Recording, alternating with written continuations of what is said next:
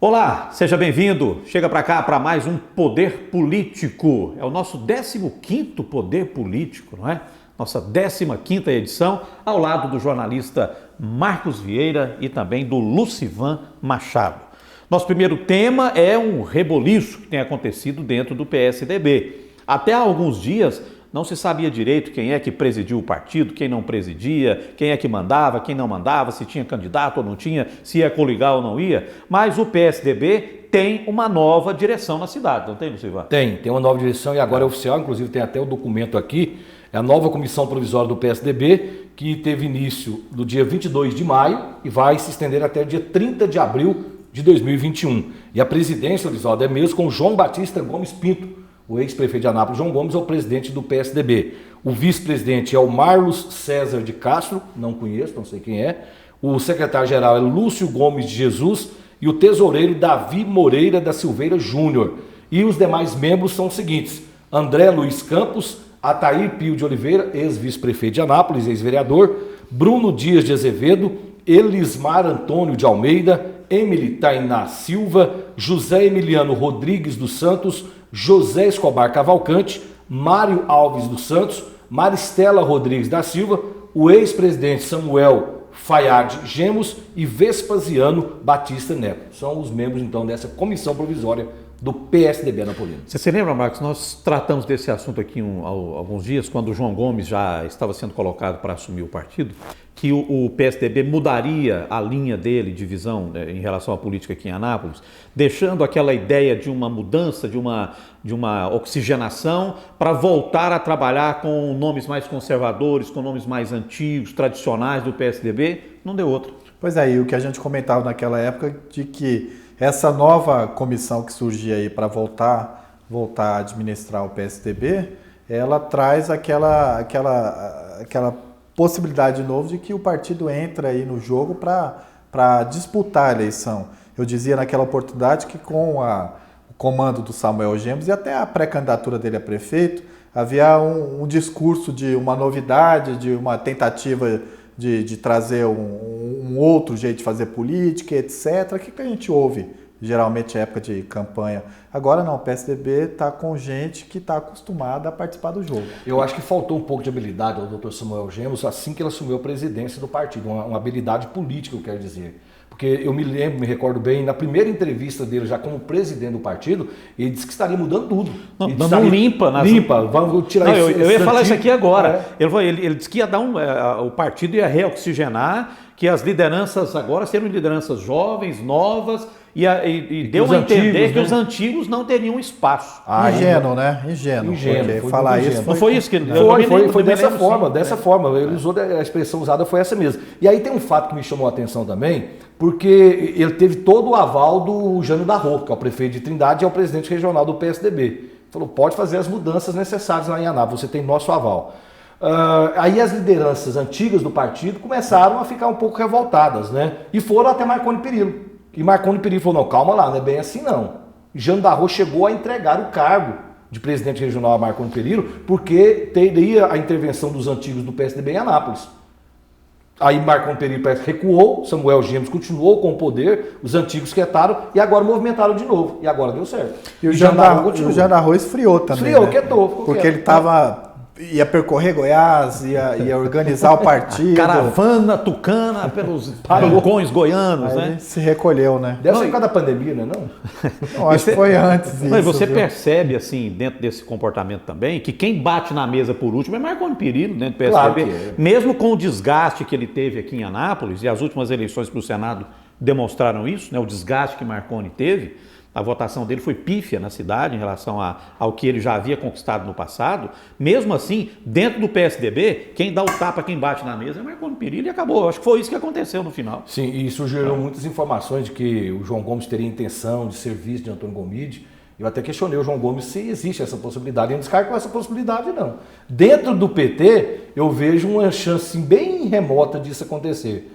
Agora, dentro do PSDB, se depender de João Gomes, eu acredito que ele tem essa intenção, sim. Eu acho difícil, muito difícil PSDB e PT andarem juntos, mas na política nunca é demais a gente pensar assim. Eu acho que uma visão democratas e PSL dificilmente você verá caminhando com o PT. Nem o PT quer e nem eles querem também. Oswaldo, Agora, o PSDB, sinceramente, eu não me surpreenderia se lá no final tivesse alguma composição. Concordo com você. PSL e democratas eu acho difícil.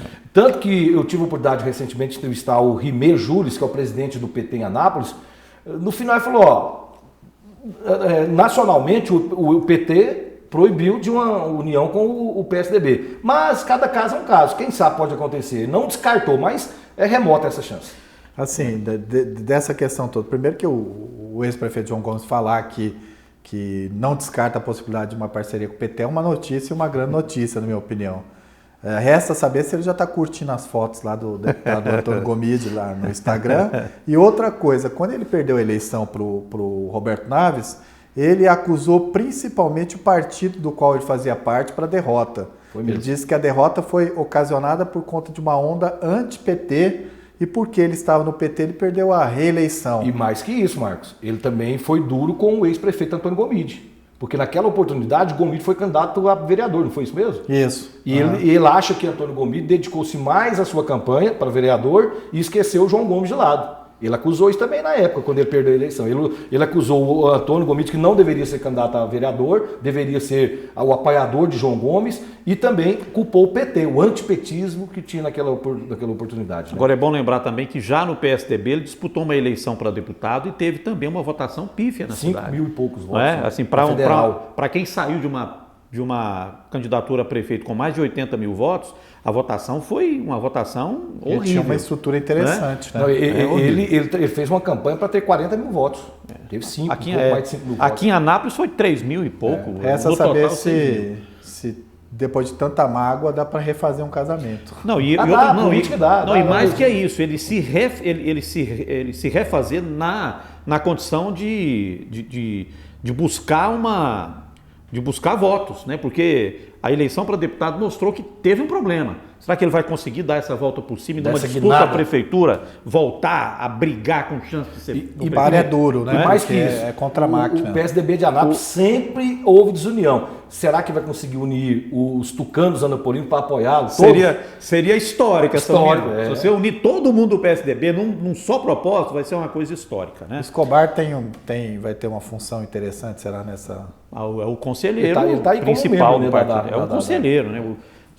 Que ele sempre foi um conciliador, né? Escobar é um dos fundadores do PSDB em Goiás, né? Aí você vê que não tem nome da família Santini, mas o próprio Ademar Santini que quer se afastar um pouco. Não vai desfiliar-se do PSDB, mas quer se ausentar um pouco. E um nome que eu achei que faltou e também não sei porquê, Ridoval Quereloto. Não está nessa lista também, né? Bom, por falar em coisas históricas, né, pode acontecer uma coisa histórica também esse ano, hein? E nós temos vários caminhos. Já tem proposta de emenda à Constituição correndo no Congresso Nacional para mudar a data da eleição, para fazer a eleição em 2 dias, para não fazer eleição, para que os mandatos sejam prorrogados por mais 2 anos, unificando as eleições em 2022. Tudo isso está sendo discutido nesse momento.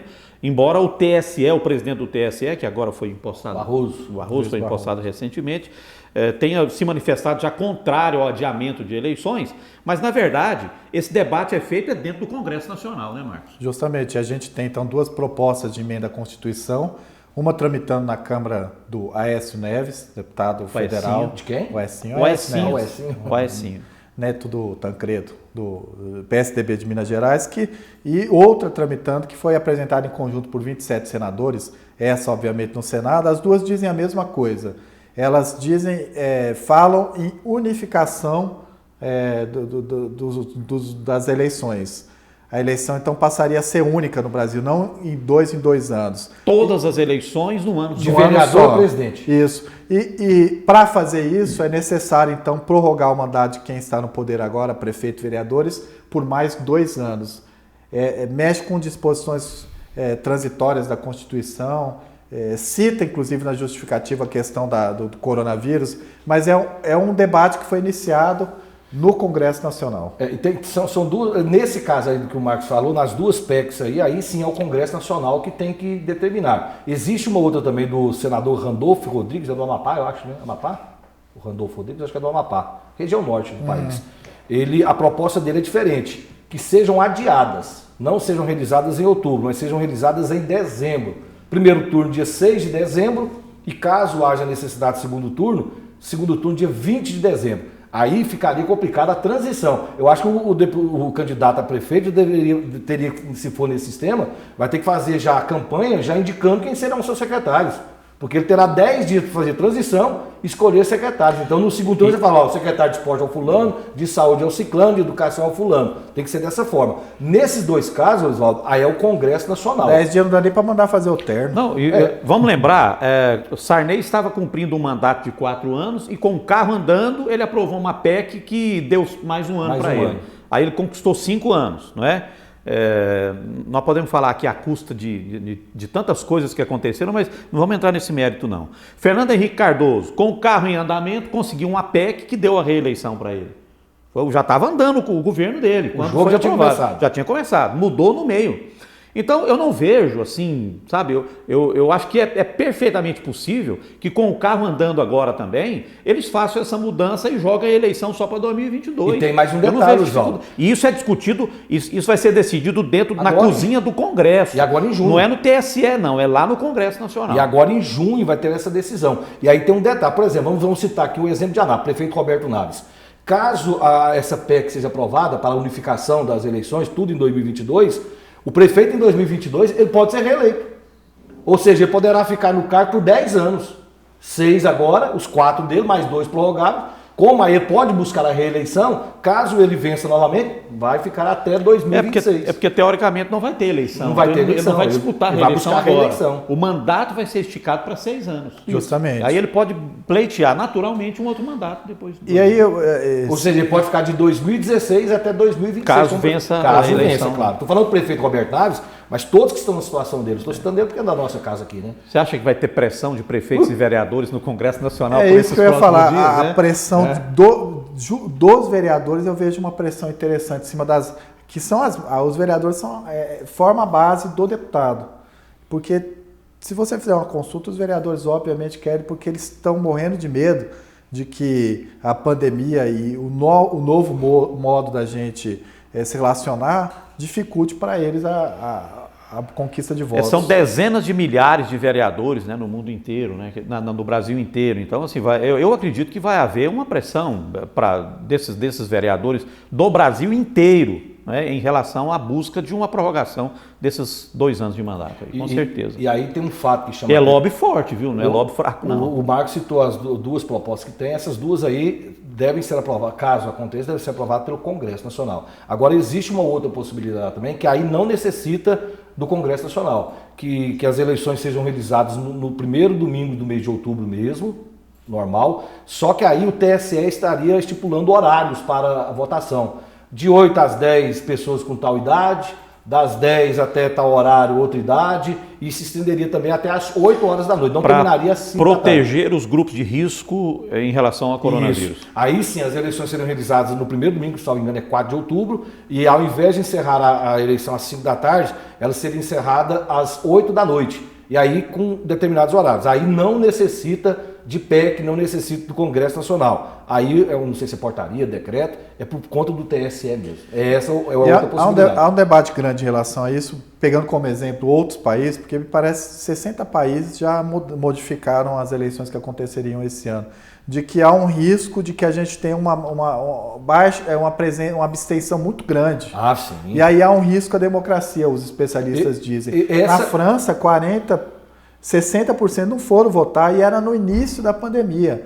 40% votaram no primeiro turno das eleições municipais lá, e aí eles pararam e falaram, vamos fazer o segundo turno depois. Essa hipótese que eu falei agora da eleição no primeiro domingo de outubro, para mim é a menos viável. Eu acho que não vai acontecer, isso não ocorrerá. Porque é isso que você falou. Imaginem bem, idosos, pessoas acima de 60 anos, vão sair de casa para ir para uma fila para votar. Já não tem tanto desejo de votar, falar a verdade é essa. E ainda com a pandemia dessa, eu acho muito pouco viável essa eleição ocorrer no mês de outubro. Pode acontecer de você eleger um prefeito com menos de 50% dos votos. Justamente. Não é? Somando todo mundo, com menos de 50%. E também tem outra proposta de que as eleições sejam realizadas em 2 dias, né? No sábado e no domingo. Aí não sei se seria em outubro. Quer dizer, tem várias variantes e várias possibilidades.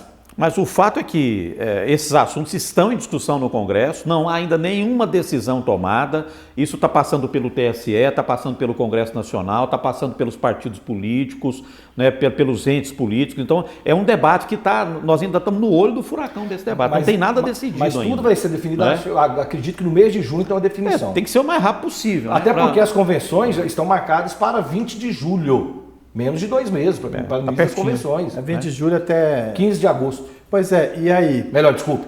20 de julho até 5 de agosto. Isso. Aí do dia 6 de agosto até o dia 15 de agosto é para você registrar as chapas na Justiça Eleitoral. E dia 16 de agosto você pode colocar o carro na rua e começar a fazer campanha. Como que vai ser essa convenção partidária? Boa pergunta. Se for agora é por videoconferência. Teleconferência? Não, mas é por videoconferência. Não tem como, mas não vai poder ter aglomeração. Bom, Vai ser graça isso, hein? Totalmente. Tanto que uma convenção é bom, gente. Não sei se vocês já devem ter participado. Nossa, que é uma isso, maravilha a convenção, o trem esquenta. Eu me lembro na convenção passada do PP para o governo do estado agora, em 2018, né? 2018, uma parte do PP queria apoio ao José Hélito e outra parte queria apoio ao MDB. E a parte que queria o MDB tinha como principal cabo eleitoral, vamos dizer assim, o presidente Alexandre Baldi. E foi para a convenção e chegou lá, o Baldi pegou o microfone, já falou, o PP vai apoiar o Daniel Vilela, já virou as costas, foi embora. Menino, o palco foi um rolo, né? Um rolo danado depois. Bom, nós já analisamos chapas proporcionais, estamos fazendo aqui uma análise de chapas proporcionais dos partidos, já falamos da chapa do PV, já falamos da chapa do PSB e no programa passado do Progressistas. Agora a gente vai analisar a chapa do PT, Partido dos Trabalhadores, é uma chapa que tem 42 pré-candidatos e eu percebo aqui nomes... Só ressaltando, 42 vão ter que cortar 7. Vão ter que cortar 7. São 35, exatamente. mais 35. Tem 42 pré-candidatos essa chapa hoje, não é? E eu percebo aqui os 4 vereadores, Alfredo Landim, Lisier José Borges, Luiz Lacerda e professora Geli. Na chapa também 2 ex-vereadores, a doutora Dinamélia, que novamente coloca o seu nome à disposição, e o ex-vereador Márcio Jacob, que hoje está no PT e também é pré-candidato do partido. Além do presidente do partido, o Rimé Jules, que também é candidato, ele foi candidato na eleição passada, teve 388 votos, ele é candidato. E tirando isso aqui, são nomes, digamos assim, não tão conhecidos da população, do público, vão ter que trabalhar muito para mostrar esses nomes, mas esses aqui são os que vão puxar votos nessa chapa do PT, Marcos. Eu tinha expectativa de que o PT ia trazer nomes de ex-secretários importantes nessa disputa para vereador. Por exemplo, a Virgínia, que foi secretária de Educação. Professora Virgínia. Chico Rosa, que foi secretário da Clodoveu Social, Reis Pereira. Reis. Né? O próprio César Donizete. Doutor Luiz Carlos. Né? Sim, que eram nomes que foram fundamentais para a gestão do PT aqui na cidade. Achei que eles poderiam figurar nessa lista aí. E a gente percebe que não tem nenhum ex-auxiliar, tanto de Gomide como da passagem de João Gomes pelo partido e na prefeitura também, nessa chapa. Então, acho que assim, acaba sendo uma incógnita muito grande e aquela discussão que a gente tem feito. 4 vereadores tentando reeleição. É complicado se analisar. Como disse o Orizó, tem alguns nomes ali que não são tão conhecidos. Então a gente não sabe o potencial eleitoral que esses nomes têm, né? Agora, esses citados por Orizó, é claro, são aqueles que vão puxar votos. E tem um diferencial também nisso aí, nessa chapa, o mesmo ocorrendo com o Progressista, é que vai ter candidato a prefeito. E isso faz a diferença. Justamente. Faz a diferença. Puxa votos também.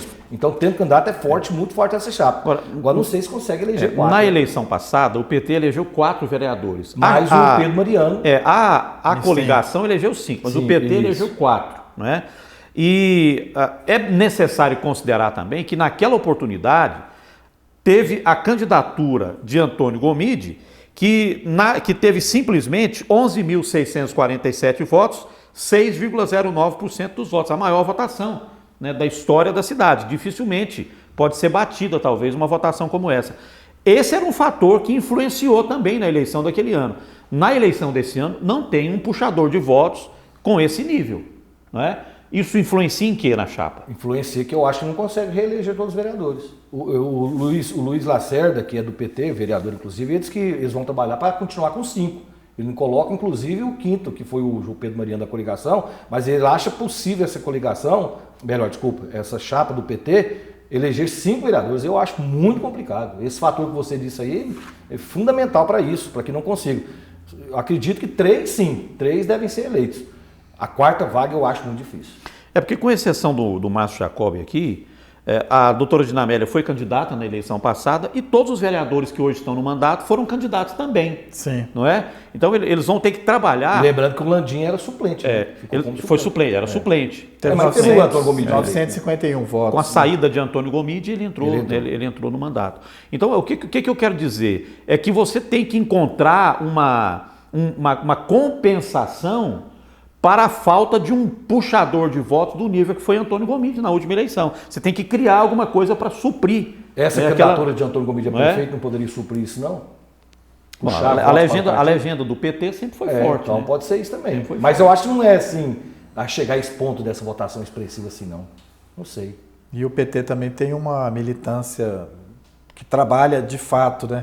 Por exemplo, a gente tem aqui, ó, na eleição passada, foram 2.851 votos na legenda, que o sujeito não vota em nenhum candidato a vereador, ele vai lá e digita apenas o número do partido, que é uma votação expressiva, individualmente falando, de muitos vereadores não conseguiram. Mas aí isso. não supre os 11 mil votos do Antônio Gomide. Não, lógico que não, mas eu digo assim, o PT, Marcos, há o diferencial da militância trabalhar de maneira aguerrida. A coligação PT, PRP, PP teve 28.416 votos. Só o PT, nessa coligação, teve 25.672. Desses 25.672, só Gomide teve a metade, quase a metade, 11.647 votos. Então, assim, foi um fator que fez uma diferença lá naquele ano.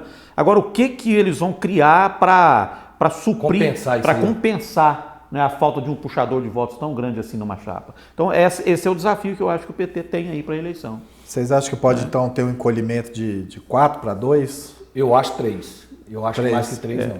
Nos bastidores, aí trabalha-se com o número de 3. Né? Eu acho que os bastidores trabalham com o número de 3. Ou seja, se isso ocorrer, um vereador do PT também está fora, né? No mínimo. Como diria, essa é uma luta de foice no escuro, não é fácil. Essa eleição vai ser uma eleição diferente. É uma eleição que não tem mais coligação, é uma eleição que o cálculo da sobra mudou. Não é só quem faz o primeiro vereador que vai participar da sobra, mas todos os partidos, mesmo os que não alcançaram o coeficiente, vão participar da disputa das vagas da sobra. E mais uma coisa. Tem mudanças aí. Os candidatos vão ter que ser ferrenhos para estimular o eleitor e votar também. Não, fazer campanha vai ser mais difícil esse ano. Vai ser complicado fazer campanha esse ano. Esse negócio de bater em porta vai ser quase impossível. Não é, Marcos? Vai ser pelo computador e pelo celular, meu amigo. Eu acho que eles estão quebrando a cabeça para saber como chegar no eleitor. Não, chegar e convencer o eleitor a ir votar. Aí votar. Tem isso também. E assim, é sempre bom lembrar, e a gente fala muito aqui, que esses que têm mandato, esses 22, porque a Eliner não é candidata, eles têm pelo menos 500 na rua fazendo campanha contra eles especificamente. O sujeito que quer entrar na Câmara, ele exalta as qualidades e faz questão de bater naqueles que estão no mandato, porque é do jogo político. E sempre foi assim, e esse ano não será diferente. Sempre, né? Muito bem, como é que a pessoa faz para poder participar e dar uma força para a gente aí na nossa página, Marcos? Se inscreva, ative as notificações para receber toda a novidade que tem do poder político e compartilhe o vídeo também, é importante. Aqui é uma reunião de pessoas falando sobre política, administração, sem palavrão, Orisvaldo. Sem palavrão. E um abraço para a equipe da E-Live. Né? Manda um abraço para essa turma, galera bacana da E-Live Produções, que é a produtora desse nosso programa. Muito obrigado. Por isso que você tem aí essa qualidade de imagem, de som, né, de toda essa produção que é feita aqui. É feita para você com muito carinho e com muito profissionalismo, tá certo? Ficamos por aqui. Voltamos no próximo Poder Político. A gente se vê no próximo Poder Político. Valeu!